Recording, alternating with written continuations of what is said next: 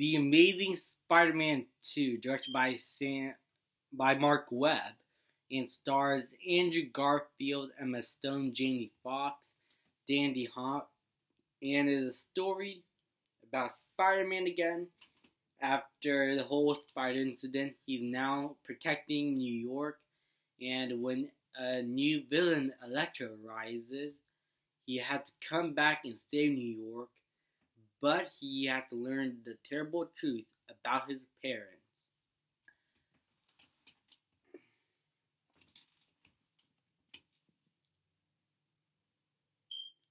It's hard to review this without getting killed, because a lot of people doesn't like this movie, but a lot of people do. But anyway, what are my thoughts on the Amazing Spider-Man 2? Well, it is a good movie. I really liked it, but it does have a lot of problems, mostly story based. So let's get into that. The movie is just too crowded with villains and characters. Like, there's so many subplots, like with Aunt May becoming a nurse, Emma Stone's character, Gwen Stacy, going to England, Dan DeHaan's character as Harry Osborn trying to get over the fact that his father died and now he's running Oscorp.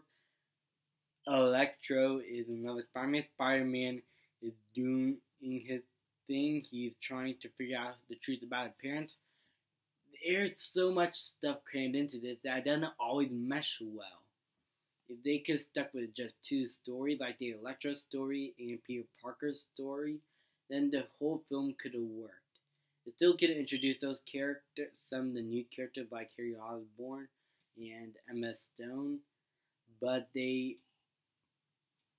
can't have their own subplot because there's just so much going around already. And that was a bit disappointing. There's just too much crammed into this film. Another disappointment is the villains. The villains are very bad. Electro was fine. There's just one scene with him in his apartment, with him talking to the Spider-Man poster, that just felt too abrupt and felt too unnecessary. Just made the character seem too silly.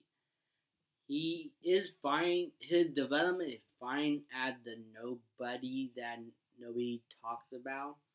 I really like that aspect, but that apartment scene just almost ruined him. Thankfully, I think he's a much cooler villain when he is in his Electro form. Shooting all his electricity, you feel like you can see through his skin, and he is, at that point, a menacing villain, and he is a big improvement over the Lizard. The Green Goblin, his design is awful. I didn't like it. It just felt too silly. He looked like a special needs kid in a giant Iron Man suit. It just looked terrible. And his development with Harry Osborn trying to get back Oscorp, it just felt... I just didn't like that subplot. I really didn't like his character motivation. The Rhino, barely in the movie. He's only in it for like 2 minutes. And he doesn't have a full-fledged fight scene. The villains and the story is the biggest problem there. Too many villains, too many crammed characters, too many subplots. It is just a crammed-in movie that doesn't always work. And that leads to the... Excuse me, I'm so sorry. It leads to the pacing, which is so messy. If it had a much better pacing, fewer stories, it could have been a little bit better. But overall, I still think this is a good Spider-Man film. The Andrew Garfield is still great as Spider-Man. The action, when it is there, is awesome. The special effects are all great. The acting is great. The cinematography is great. There is a lot of good stuff in it. Andrew Garfield always portrays Spider-Man very well. He played the cool Peter Parker very well. And he wears the best Spider-Man suit ever.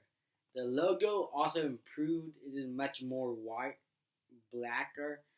And the suit just felt so much classic Spider-Man. And also the whole movie felt like classic Spider-Man. It is a much different looking and different Spider-Man film that I'm used to than the Sam Raimi or the new one. It felt like a Spider-Man film leaped from the comics, and I really like it because the cinematography and look and feel of this film worked. The acting is great. Sally Field also great as Aunt May. Jamie Foxx, as I said, a fine villain, but in acting wise, he was pretty good. And the action, I can't help but say, but they were really cool. The way that you move as Spider-Man with New York, you feel like you are swinging with him. In Hans Zimmer's score, the Hans Zimmer score is my favorite Spider-Man score.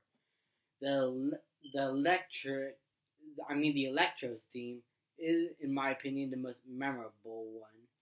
Like, it has a dubstep electrical party music vibe that I felt really worked with the character. All the echoes and voices by Pharrell Williams, I thought added to the intensity of the Electro character. And in each action scene that it is in each time you feel the Electro and presence with that soundtrack, it is awesome. I really like it. Even the main theme, in my opinion, is great. It is my favorite Spider-Man theme ever.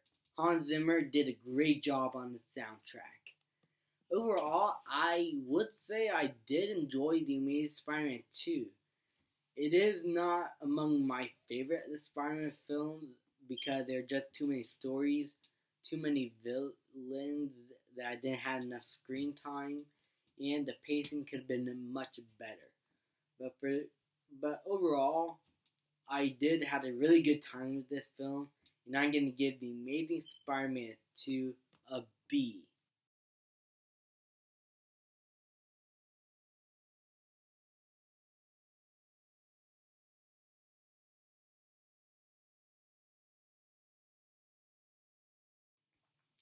I know what you're thinking. You want me to hate this film.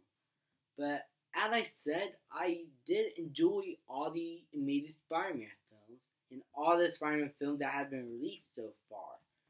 So in a way, I'm glad that Spider-Man is back in the MCU because this film is very diverse, but in my opinion, this movie is not that bad. So those are my thoughts on The Amazing Spider-Man 2. Thank you guys so much for watching. Please leave a like, subscribe, comment, and I'll see you guys next time.